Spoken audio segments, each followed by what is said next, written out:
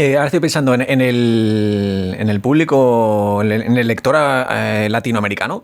Cuando reciba el libro, ¿cómo crees que lo verá? ¿Cómo se lo tomará? Yo no puedo saberlo. Yo, desde luego, el libro está escrito, aunque pueda no parecerlo, en un libro que es de humor negro y muy ácido. Claro, lo que yo explico son barbaridades. Pocas cosas bonitas pasaron en América. Sí, sí. Y esto hay que entenderlo. Dicho esto, yo no explico mentiras. No me pongo, es decir, si en algún momento me tengo que poner de parte, es que uno no puede quitar porque sea de parte del indígena. Claro. Porque cuando ve las barbaridades que hacen, yo tengo sentencia siempre, yo soy de los bárbaros porque a mí no me gusta el Imperio Romano. ¿Entiendes lo que te quiero decir? Y eso no lo puedo evitar. Yo reconozco que mi sesgo cae hacia ahí, pero yo me tengo que ceñir un poco a lo que he visto. Yo no puedo hablar de genocidio, por ejemplo, porque yo no considero que los españoles tuvieran una voluntad de aniquilar a aquel pueblo. Al contrario, ellos lo que querían era que estuviera vivo para esclavizarlo. Claro. Y hacerlo trabajar para ellos para sacar oro. No hay una voluntad, hay una voluntad de dominio y de conquista, pero en ese sentido no se diferencia en nada que no haya hecho ninguna otra cultura a lo largo del mundo con voluntad de conquista y dominación. Es lo que hacen todas las culturas. Los españoles estaban ahí en aquel momento y lo tenían a huevo por la desventaja histórica de los pueblos, las civilizaciones americanas, que les habían faltado ahí 300, 400 años de desarrollo por la propia dinámica poblacional en el planeta. Y el problema del intercambio de gérmenes, en la que salían perdiendo los americanos siempre porque su fauna bacteriológica era inferior, mucho menos agresiva, y los españoles, los europeos que llevaban intercambiando gérmenes con Asia desde la antigüedad, pues claro, estaban mucho más curtidos, con lo cual ese barrido de población que existe, esos millones de muertos, los habrían provocado igual un chino que un español que un ucraniano. ¿Entiendes lo que te quiero decir? Entonces, desde esa perspectiva, yo no puedo hablar de que hubo un genocidio español, hubo un genocidio bacteriológico, si lo quieres llamar así. La población nativa realmente quedó diezmada, pero no fruto de una voluntad activa de los conquistadores de eliminarlos a todos, básicamente porque ellos eran 4. Es que en realidad no había españoles suficientes para poblar aquello. Claro. Y es lo más disparatado de las conquistas. Cuando se conquista cualquiera de los imperios o de los territorios que hay en Latinoamérica, españoles en cada excursión van 100, 200, 300, 400, en algún caso muy, muy, muy, muy extremo puede llegar a 1.000 soldados. ¿A dónde coño vas con 1.000 soldados? Tú no vas a conquistar en Europa nada con 1.000 soldados. Claro, ellos luego llevaban sus ejércitos de 10.000 yanaconas o 5.000, los que fueran. Pero al final, el dominio español se hizo con muy pocos españoles. Y eso también es llamativo. Ellos necesitaban a la población. De hecho, tuvieron que empezar a secuestrar un montón de africanos para poder repoblar todos los que les iban desapareciendo. ¿Cómo lo pueden recibir allí? Bueno, yo insisto, en el libro Mentiras no explico. Sí, porque recordemos a los oyentes que tú eres historiador, tú has estudiado historia y que no eres un friki que ha puesto aquí a empezar a hacer chistes y todo esto, que estos son datos reales. Sí, es decir, los datos se han ceñido dentro de lo que permiten las fuentes, entiéndase también. Las fuentes, claro, yo no sé, por ejemplo, la historia de Inés Suárez, las fuentes que hay, se inventan una serie de cosas que dices, pues créetelas tú, ¿sabes? Pero en sí, las líneas generales de lo ocurrido están claras. No se puede hablar de que España fue a civilizar a nadie porque no fueron a civilizar a nadie. O sea, fueron a conquistar. Vas a quedar, sí. Punto. Y ya está. Buscaban el oro. Portugal estaba sacando todo el oro de la costa africana, un montón de oro, y los españoles querían lo mismo y fueron a parar allí. Entonces, lo que hicieron fue una conquista y un saqueo. Esto es así, el hecho desnudo. Habrá quien le guste más y habrá quien le guste menos. El libro, desde luego, está escrito desde el respeto absoluto, sobre todo a los que sufrieron las consecuencias de aquello, porque no deja de ser una conquista y, insisto, uno siempre se pone de parte del conquistado, pero es que no creo que sea ahora mismo tampoco nada para ponerse de parte.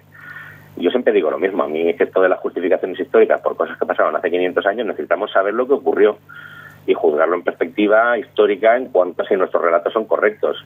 ¿Es para sentirse orgulloso aquello que decimos del Día de la Hispanidad? Hombre, yo no lo sé. Yo no sé si es para sentirse muy orgulloso.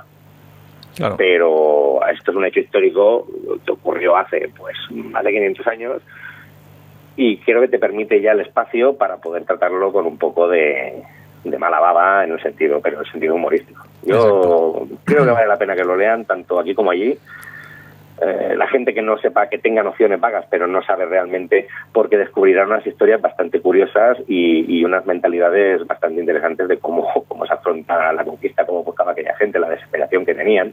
Para esa gente era, claro, hoy en día lo ves y piensas que disparate irse para allá, pero eso era normal. Europa era un mar de guerras. Sí, sí. Quiero decir que esta gente estaba acostumbrada a matarse con otros. Lo que pasa es que encontraron unos que no tenían armadura. Dijeron, coño, pues vaya que nos vamos, ¿sabes?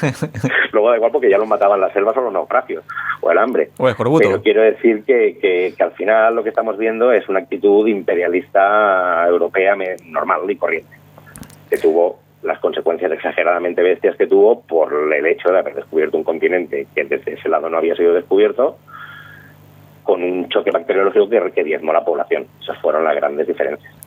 Y un libro de 400 páginas que combina, pues eso, el rigor de datos históricos con el humor. ¿Cómo, o sea, cuando tú lees o cómo buscas los datos para que luego te salga el chiste, o cómo te organizas? Es que salen solos. Es un disparate. Te lo digo en serio, Rafa. Yo contrabas. Es muy divertida. A mí me jode mucho. Luego dice, la historia es un coñazo. No, porque os obligan a aprender fechas. Y las fechas no sirven para nada. Cuando tú quieres buscar una fecha, la buscas en la Wikipedia. Te da igual. Claro. No necesitas saberla.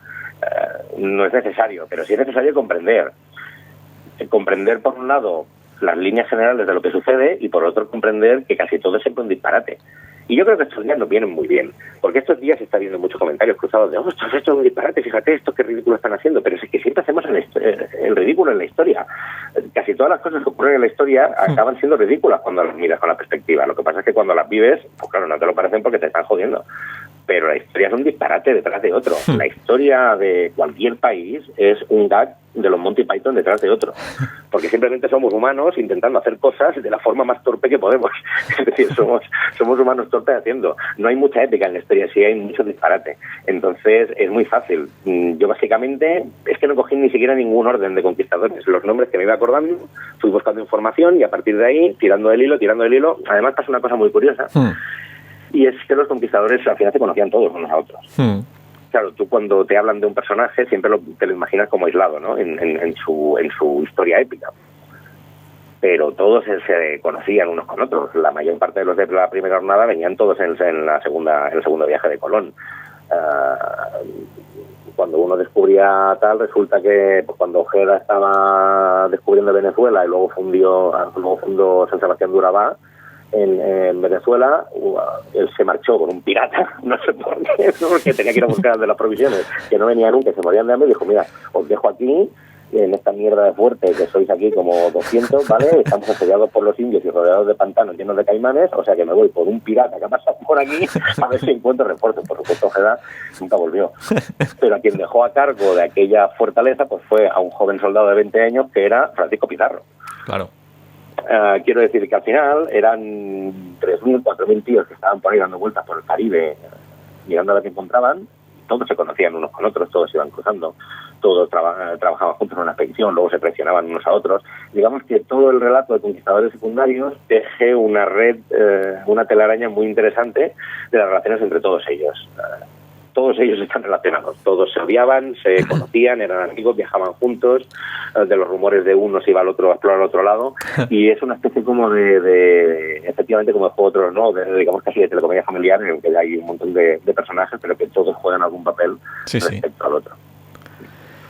Pues yo creo que por hoy ya tenemos un aperitivo bien servidito. Yo creo que para 2-3 semanas o un poquito más adelante te convocamos aquí a que nos cuentes. Perfecto. Aquí en la emisora.